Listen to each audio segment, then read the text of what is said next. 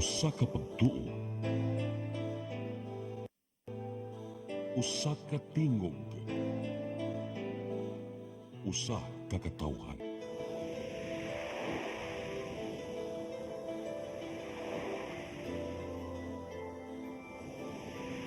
Cebu Catholic Television Network.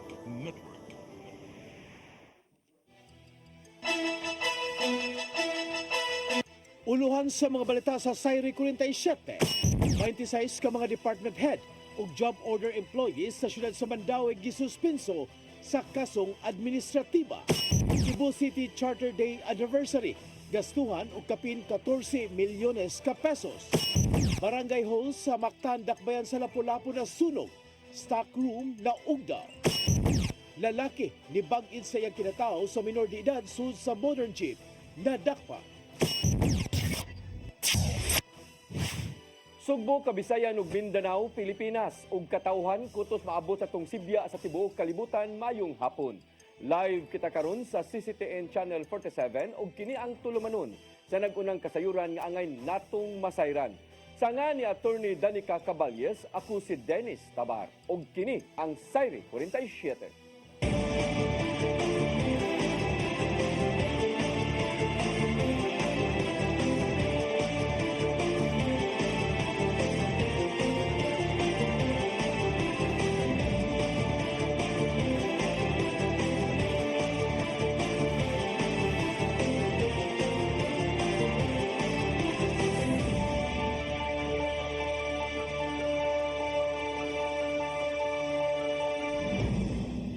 Ug karon sa kumpletong detalye sa atong mga balita, moabot sa 26 ka mga department heads o job order employees sa siyudad sa Mandaue gisuspenso sa Office of the Ombudsman tungod sa kasong administratiba.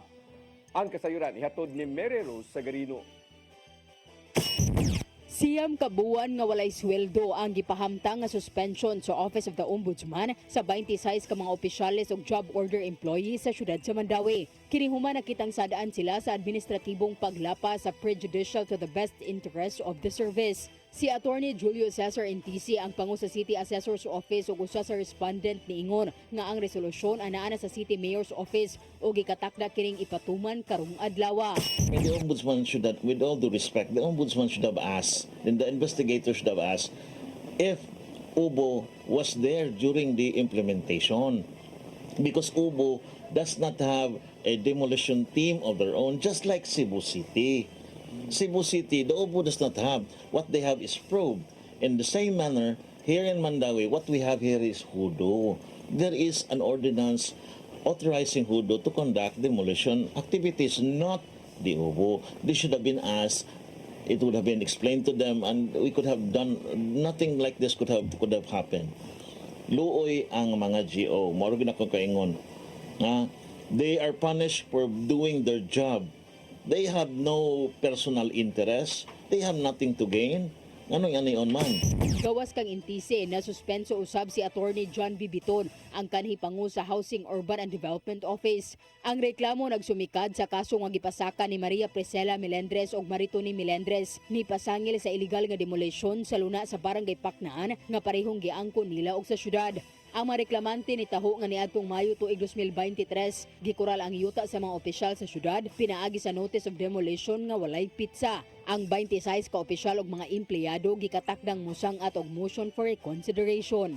And that MRO will show that in fact the entire operation was authorized by virtue of a memorandum issued by the City Administrator's Office pursuant to the ILG Opinion number 16 series of 2006, which authorized the mayor of the city to demolish even without a court order. Naapod na sa Local Government Code Section 455. Mary Rose Sagarino, CCTN News. Cebu City Government migahin og kapin 14 milyones ka pesos aron punduhan ang managlahing kalihukan sa Charter Anniversary sa Dakbayan ning Buwana. Samtang gihangyo niya ang konseho sa syudad nga dili ipamulitika ang ginusong bonus alang sa mga empleyado. Ang kasayuran ihatod ni Gian Navarro. Giandam sa Cebu City Government ang pundong mukabat sa 14.6 million pesos alang sa mga kalihukan sa ika-88 nga charter anniversary sa syudad. Subay sab kini sa pagpangandam sa managlay mga kalihukan nga kabahin usab sa maong kasaulugan. Usa na nini mao ang testimonial dinner nga pasayogdan mismo sa buhatan sa mayor karong Pebrero 22 ug tambungan sa managlay mga opisyal sa Dakbayan.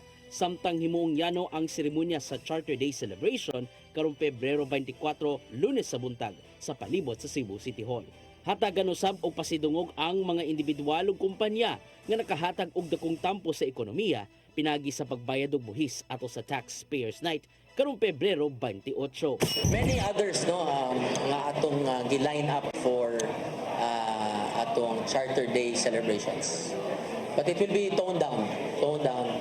There are less activities compared to last year. Ato sa flag raising ceremony karong adlaw, gihangyo ni Mayor Garcia ang mga sakop sa konseho nga dili unta masugulan og politika ang gidusong Supplemental Budget 1. Mukabat ang SB1 og 100 million pesos nga gilangkuban sa mga livelihood project, pagpaaspalto sa kalsada, ingon man Charter Day bonus sa mga empleyado. Nasayran nga tag 25,000 pesos ang madawat sa mga regular o kaswal nga empleyado sa city government. Maong gilaong man niya nga unta maaprubahan kini sa dili madugay ngadto sa konseho aron hayan kining mahatag ngadto sa mga nanarbaho.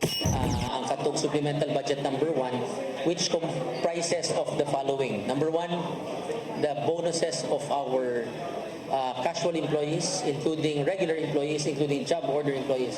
Casual employees, akong proposal is 25,000 and ang atong job order is 5,000. That is the supplemental budget number 1. Ian Navarro, CCTN News. May pahinumdom ang Department of Migrant Workers dinhi sa Region 7 sa mga buot na trabaho sa abroad nga susihon ang kung lehitimo ba ang gisudlang recruitment agency. Gipahunong mismo sa kadagkuan sa DMWD7 ang usa ka recruitment activity sa usa ka hotel niadtong Biyernes tungod sa kakuwang sa papilis.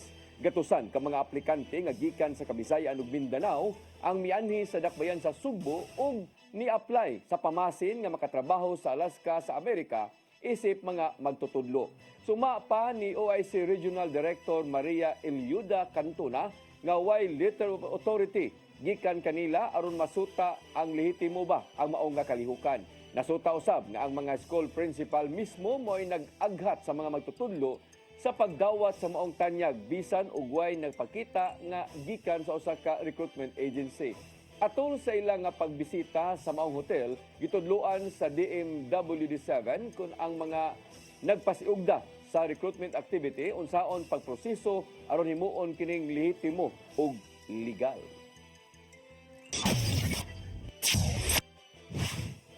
Mga displaced workers sa Lapu-Lapu sukad sa tuig 2023 o 2024 niabot na sa 9,000 base sa datos sa Peso Lapu-Lapu. Matod sa buhatan nga naiban-iba na ang maong datos tungod kay ang uban ini nakakita na og bag-ong trabaho. Ang kasayuran ihatod ni Cristel Joy Filerca. Niabot na sa 9,284 ang natala sa Peso Lapu-Lapu nga mga displaced workers sukad sa tuig 2023 ngadto sa tuig 2024. Gikan kini sa mga kumpanya sa Mactan Economic Processing Zone kun MEPS ug uban pang mga kumpanya sa Dakbayan sa Lapu-Lapu. Sagad kanila nawadan og trabaho tungod sa gibuhat sa kumpanya nga retrenchment. Niadtong tuig 2023, 7,179 ang nawadan og trabaho gikan sa 22 ka mga kumpanya. Ug ang 2,105 gikan sa 13 ka mga kumpanya nawadan og trabaho sa tuig 2024. Apan matod ni Kim Francisco, ang Peso manager nga naiban-iba na ang maong datos tungod kay ang uban kanila nakakita na og bag-ong trabaho. Dugang paniyang usa-usab sa nakatabang sa mga displaced workers mao ang ilang pagsalmot sa mga local job fairs. Lang po ba kay even other LGUs no not only us here nagsige man po niya og kanang job fair. So medyo na offset po gamay no at least nakatabang-tabang ang ato mga job fairs no, special recruitment activities. Samtang gibutyag usab ni Francisco nga ubay-ubay pa ang mga displaced workers nga wala pa mahatagi og financial assistance sa Department of Social Welfare and Development kun DSWD. Ang uban niini niadto pang tuig 2023 nawadan og trabaho. Sa pagkaroon, ubay-ubay gini amo ang ipaabot pa nga tagaanan pa ni DSWD. Hoping 9 months. So, siguro almost 1,000 pa niya ang mga nagpaabot o ayuda. Niadtong nilabay nga semana, giendorso na usab sa Peso Lapu-Lapu ngadto sa naasoy nga ahensya sa gobyerno ang 1,205 nga nawadan og trabaho sa usa ka kompanya sa MEPS1. Crystal Joy Felerca, CCTN News. Cebu Auxiliary Bishop Medipel Bilyones nangandam na alang sa umabot niyang pagbalik sa Haro, Iloilo isip mo'y bag-ong arsobispo. Gihangop niya ang naangkong maayong balita gikan sa Vatican. Ang kasayuran ihatod ni Gian Navarro. Hilabihang kalipay ang naangkon karon ni Cebu Auxiliary Bishop Medipel Bilyones humanadawat ang maayong balita gikan sa Vatican City. Siya ang gitudlo ni Pope Francis isip bag-ong arsobispo sa Haro, Iloilo ug gipaybaw kini sa publiko sa miaging semana. Gihangop sa 55 anyos nga si Bilyones ang pagbalik niya sa moong archdiocese. Diin naordinhan siya sa pagkapari, 29 ka tuig na ang nakalabay. Mong gitugyan niya among responsibilidad ngadto sa Ginoo. Karon ang another missionary mandate is to go back and serve sa local church of Haro.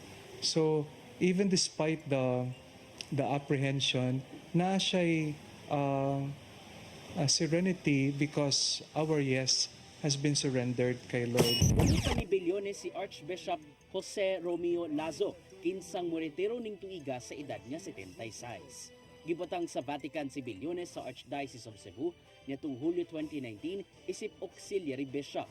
Nasaksihan niya ang kalikon sa pagtuo sa mga Cebuanon o napamatud-an kini sa nanglabay mga krisis. Ang kasinatian, I have grown so much because of the faith of the Cebuano faithful. From the pandemic to the Odette, the resiliency of faith has been a great source of edification. Kabayan sa pagpangandam, makikita si Bilyones sa mga kadagkuan sa Archdiocese of Cebu alang sa umaabot niyang pagbalhin. Sabutan karong simana kung kanus ahingpit siya mubalik sa Iloilo aron atubangon ang yang installation dito. So ang diri bitaw ang akong misyon ug trabaho na i-wrap up ka na and then bag-o mag crossover balik sa Archdiocese of Haro. So most probably puhon with God's grace after Holy Week or Easter time. Ipasalig siyang buhaton ang tanan aron magmabungahon ang transition hangtod na sa pagbalik diin niya hingpit nga gidawat ang misyon gikan sa kahitasan. Gian Navarro, CCTN News. Mosunod, Barangay Hall sa Mactandak Bayan sa Lapu-Lapu na sunog, stockroom na ugdaw. Kana og daghan pa mga balita sa pagbalik sa Sayre 47.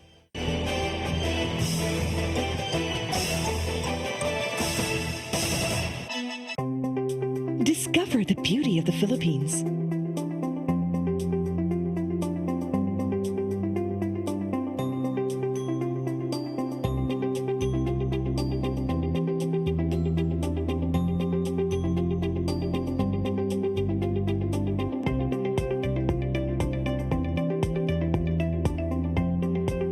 With Philippine Airlines, the country's flag carrier.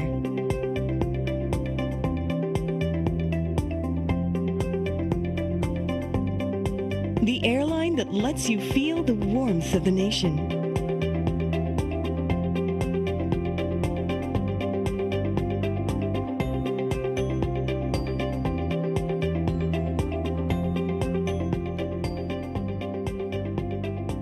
Mabuhay.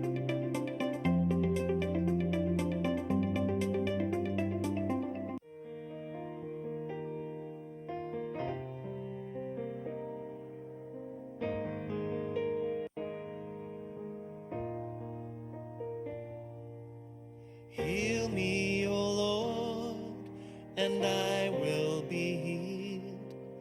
Save me, and I will be saved. and I will be healed. For you are the one I praise. You are the one I praise. Sing it with me. Heal me, O Lord, and I will be healed. Save me, and I will be saved. I am the God that healeth thee. I am the Lord, your healer. I sent my word and healed your disease. I am the Lord, your healer. I am the God that healeth thee. I am the Lord, your healer. I sent my word and healed your disease. I am the Lord, your healer. I am the God that healeth thee. I am the Lord, your healer. I sent my word and healed your disease. I am the Lord, your healer. I am the God that healeth thee. I am the Lord, your healer.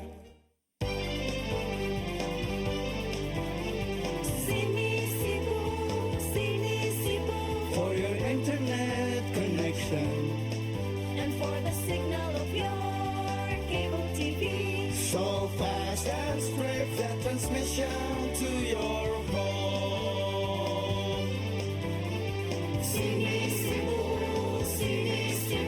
Offers you to have fiber optics. for your viewing experience, perfect and clear so far. So great and affordable for you to enjoy. Cine Cebu Television Network Incorporated offers fiber to the home broadband internet bundled with fiber to the home cable TV connection. Cine Cebu Television Network Incorporated is now on its initial operation in Minglanilla, Cebu. Sini Cebu for your internet connection, and for the signal of your cable TV. So fast and swift that transmission to your home. Sini Cebu Offers you to have fiber optics. for your viewing experience, perfect and clear so far. So great and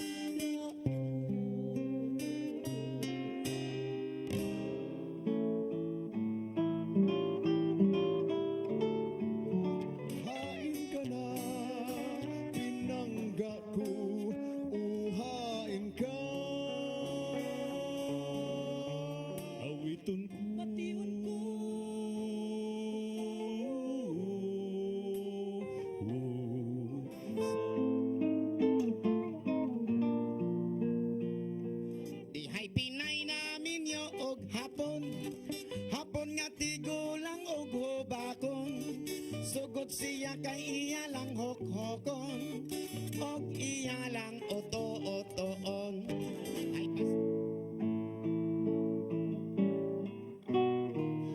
Sayawin ay surahin day, surahin day, surahin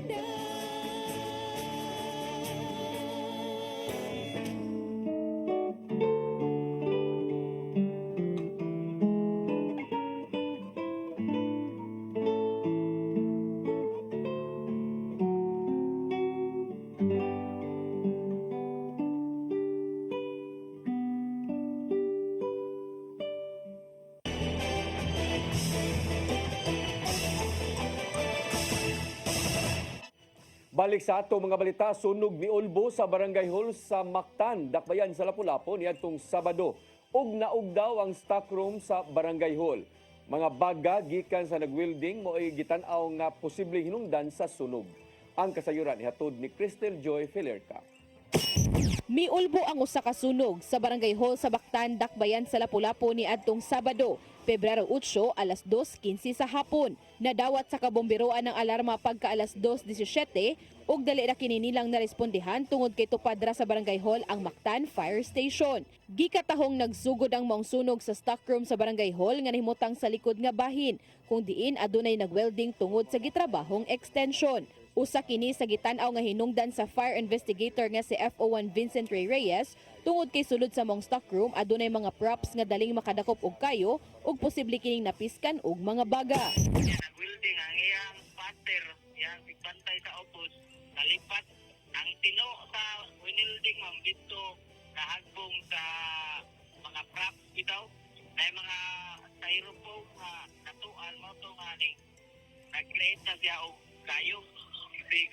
Apan dugang pa ni Reyes nga padayon pang investigasyon aron sa pagsuta sa hinungdan niini. Ang maong sunog nakalanat og 17 minutos hinungdan sa pagkaugdaw sa stockroom. Wala ra hinuon makakatag ang kayo sa tibuok Barangay Hall apan lakip gyud nga naapektuhan ang pipila ka bahin sa opisina sa Barangay Kapitan. Na kan-an pud ang opisina sa kapitan na po ang albildo, ang aircon po. Wala ray gikatahong naangol sa maong insidente. Apan nagbilin kini og danyos nga 540,000 pesos. Cristel Joy Felerca, CCTN News. Giproseso sa National Housing Authority ang hinabang ngadto sa kapin sa 1,000 ka mga nasunugan gikan sa upat ka mga LGU sa Sugbo. Nakadawat ang mga beneficiaries og tag 10,000 ka pesos. Din ang maong mga nasunugan gikan sa Minganilla, Talisay City, Cebu City ug sa Mandawi City.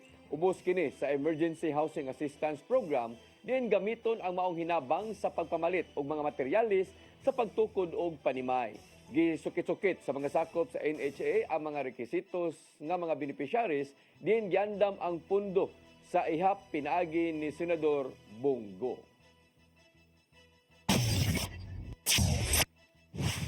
Patayng lawas sa usa ka lalaki nga dunay samad pinusilan sa ulo na palgan sa Trans Central Highway sa Barangay Taptap, Bukirang Dapit sa siyudad sa Sugbo niadtong Sabado sa buntag.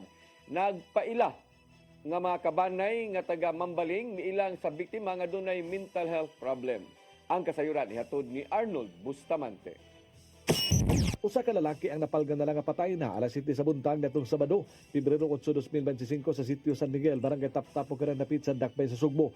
Ang biktima dunay samad pinusilan sa ulo nga gihulagway nga taas og buhok nga nakaitom og short pants o gitabunan ang tibok ulo apil na ang naong sa biktima sa iyang silindang nga blue. Walay bisan usa nga nakaila sa biktima sa lugar, ang ituan nga gilabay lang sa naghimo sa krimen apan usa sa mga residente. Bimot diya nga pangapasado alas 4 antak na sa kadlawon, nakadungog kini og gabuto sa armas, nakakuha og slag sa bala sa kalibre 45 nga pistola ang mga sakop sa Sinabla Crime Operation sa papangulo ni Police Major Alfredo Rias. Gibana-bana sa kapulisan sa Adlaon Police Community Precinct, pinagi ni Police Captain Rex Yusores nga nasa 40 ang Panginoon. Si Romeo Tilamo ang tanong sa Barangay Taptap nga na-interview sa Sibianang DYHP. Mitugan nga wala gyud sila makaila sa panagway sa biktima nga nagpasabot nga dili kini molupyo silang barangay. Una siya nga responde sa mga repeat humang nagipahibaw sa iyang tao nga mausam ang report sa Adlaon Police Station. Si Police Lieutenant Colonel Maria Teresa Magatangay, Deputy City Director for Operations sa Cebu City Police Office na kanayon, ngayon ang gimanduan ang yaga mga investigador pag-backtrack sa posibleng giagian sa mga suspitsado sa wala pa mahitabo ang krimen sa mga lugar o sutaon kung doon na may aktibo nga CCTV sa kabalayan. Usa ka pamilya ang dali nga mibisita sa DYHP ug nagpakisayon kung ang lalaki nga napalgan nga wala na kinabuhi sa barangay Taptap mao ba ang ilang kabanay nga usa ka PWD nga giyong gi-pick up sa mambaling sa Sabado sa Kadlawon. Doon na matud pay problema sa pangisip ang biktima ug bisan unsaon sa paghangyo aga mga mi-pick up nini wala gyud kini motuo. Paday na kapulisan silang gihimong investigasyon kung kinsa ang responsable sa mga krimen. Arnold Bustamante, CCTV News. Mayor Raymond Alvin Garcia dako ang kumpiyansa sa kasamtangang liderato sa kapulisan sa dakbayan sa Sugbo. Taliwa kini sa sagunson nga mga krimen nga natala sa managlahing dapit ning syudad. Ang kasayuran ihatod ni Gian Navarro. Ana gyapon ang pagsalig ni Mayor Raymond Alvin Garcia sa kasamtangang liderato sa Cebu City Police Office pinanguluhan sa direktor nilang si Colonel Enrico Figueroa. Taliwa kini sa sagunson nga mga insidente sa pagpatay nga natala sa managlahing barangay, ilabi na sukad nga nahuman ang mga dagkong kasaulugan. Alang sa mayor, luwas pagyapon ang dakbayan sa Sugbo sa kinatibuk-an bisan pa man og natugaw ang ubang mga nanimuyo sa mong panghitabo. Maong dako usab ang kumpiyansa niya sa liderato sa kapulisan sa pagsulbad sa mong mga kaso. Nagpabilin hinuon kang Garcia ang baruganan nga adunay koneksyon ang illegal nga drugas sa mga krimen.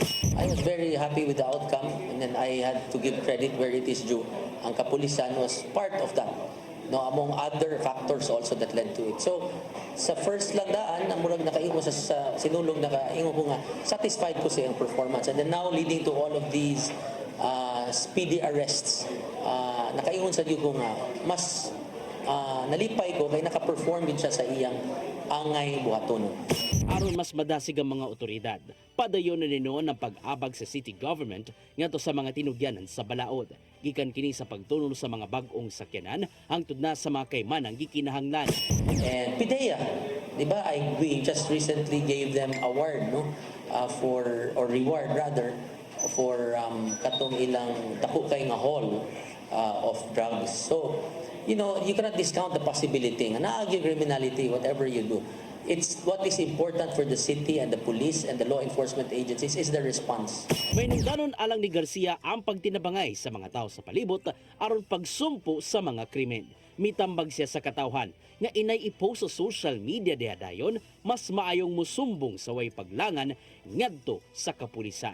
You know, akong giawhag ang atong mga social media mga accounts, individuals in social media nga to be very careful when it comes to posting in their respective accounts because it might be misconstrued, no, and it will cause a lot of kanang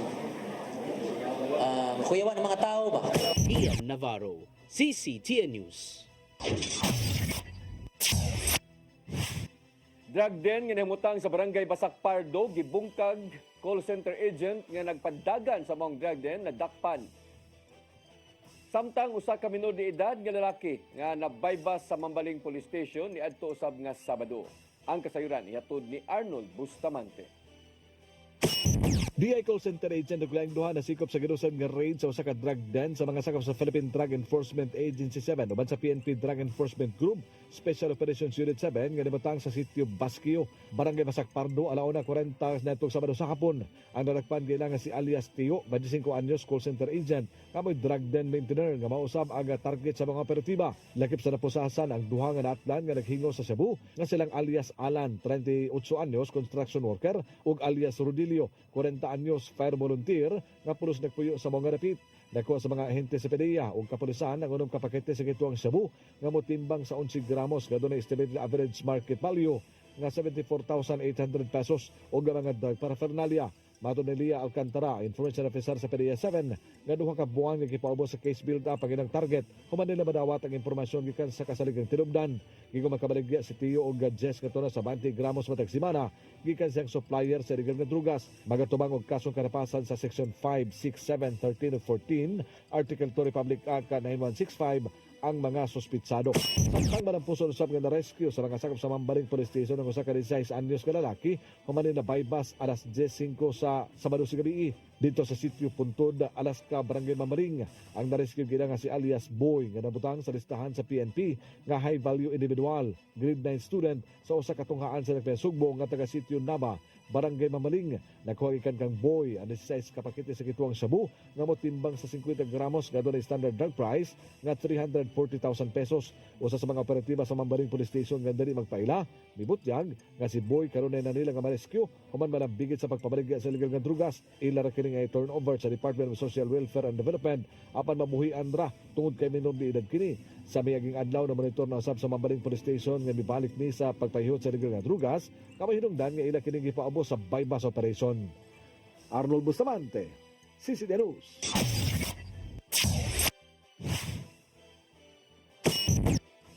Mosunod, lalaki ni bangid sa iyang kinatao sa minor de edad sud sa modern jeep. Nadakpan, kanaog daghan pa mga balita sa pagbalik sa Sayri 47.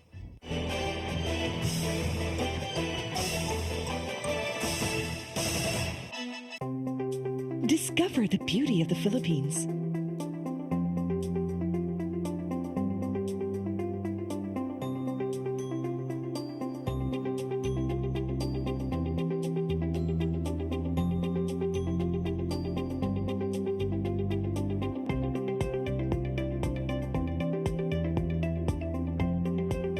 With Philippine Airlines, the country's flag carrier.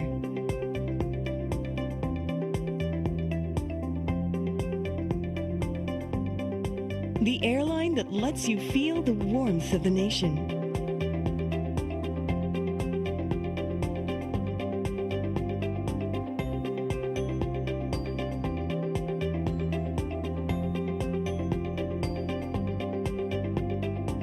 Mabuhay.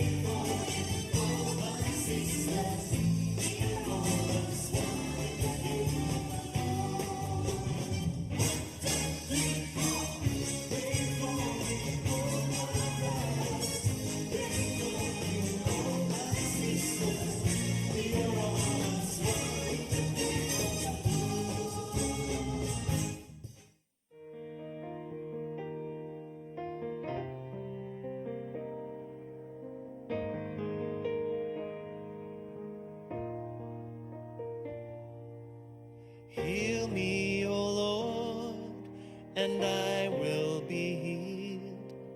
Save me, and I will be saved. Heal me, O Lord, and I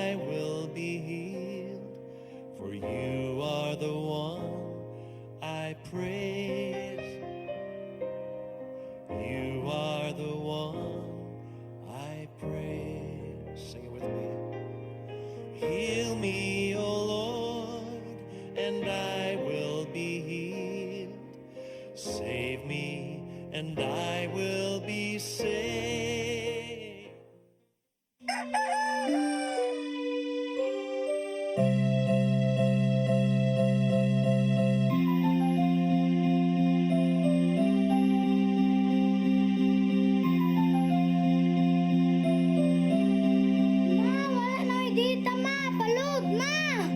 Sorry ma'am, na-late ko. Nangita pa mong gugod para internet sa kong anak ma'am. Ay wala na problema. Pag sinisibo. Sinisibo, sinisibo. For your internet connection, And for the signal of your cable TV. so fast and straight that transmission to your home. Sinisibo, sinisibo, sinisibo. Offers you to have fiber optics. For your viewing experience, perfect and clear, so fine. So great and affordable for you to enjoy. Sinisibo. Cine Cebu Television Network Incorporated offers fiber to the home broadband internet bundled with fiber to the home cable TV connection. Cine Cebu Television Network Incorporated with its operation in Metro Cebu and the whole province of Cebu soon. And affordable for you to enjoy. Sinisibo.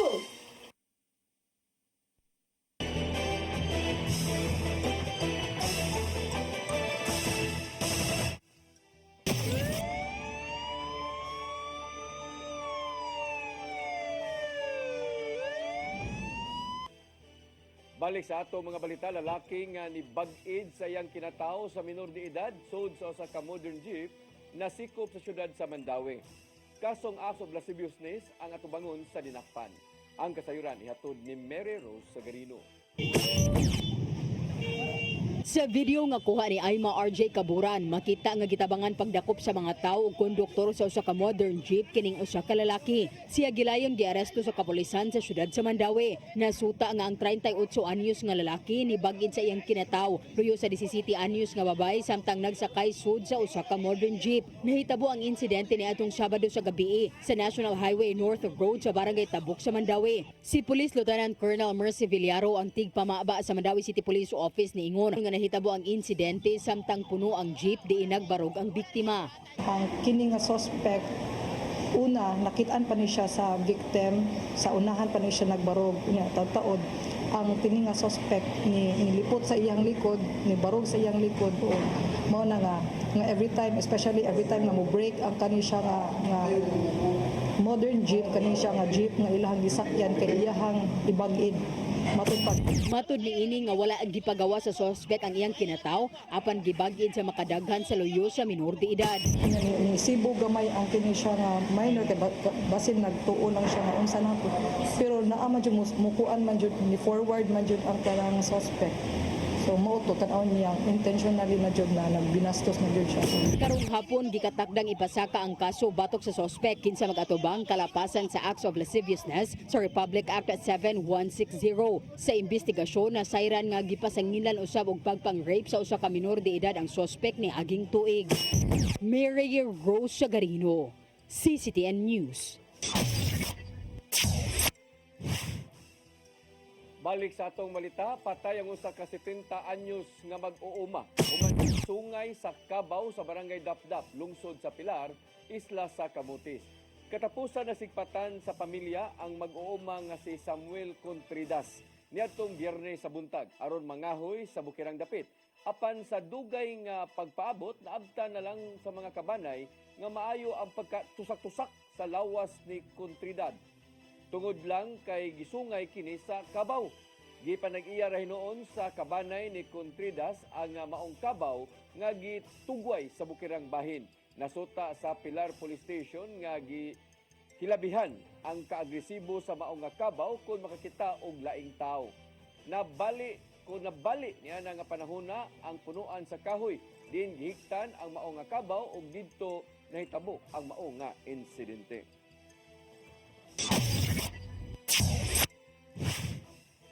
habal-habal driver gidunggab sa makadaghang higayon sa kalalaki nga nagpicture-picture kaniya samtang nagstandby sa barangay Kinasangan niadtong Sabado sa kadlawon.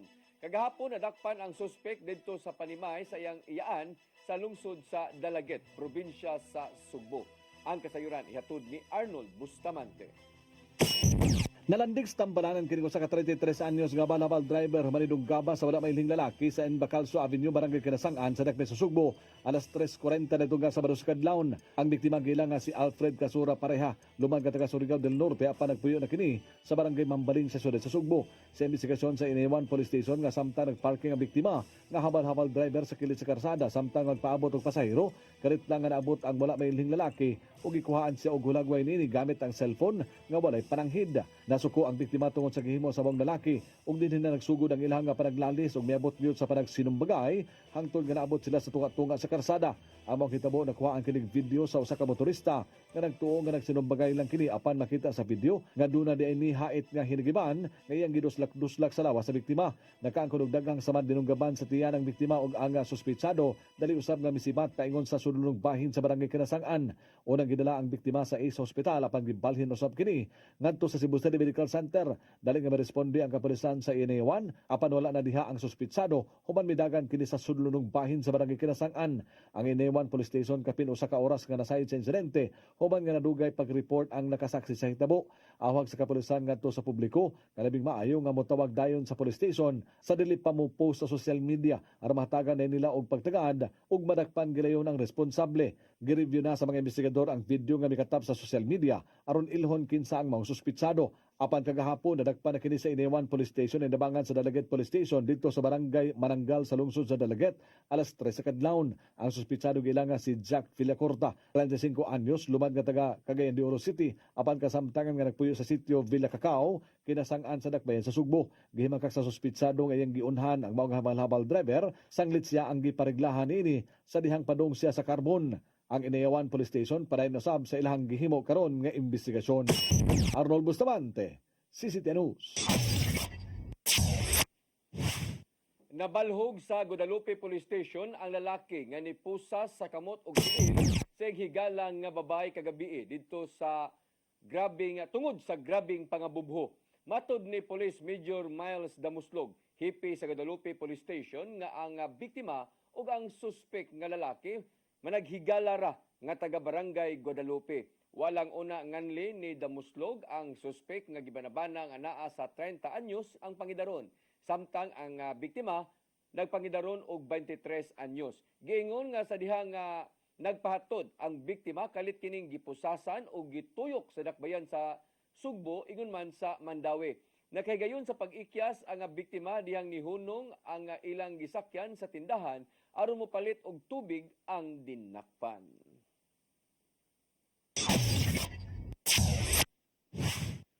Mao kadto naglangkob sa atong mga balita sa Sayre 47 sa nga ni Attorney Danica Caballes. Ako si Dennis Tabar. Hangtod ugma dinhi gihapon sa inyong paboritong tulumanon, Sayre 47.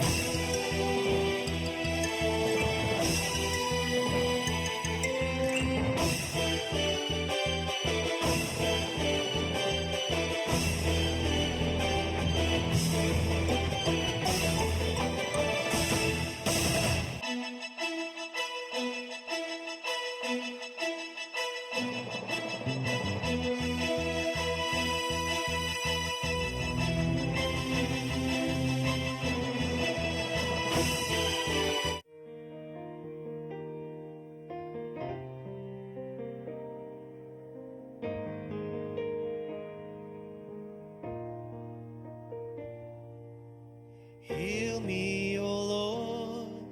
and I will be healed.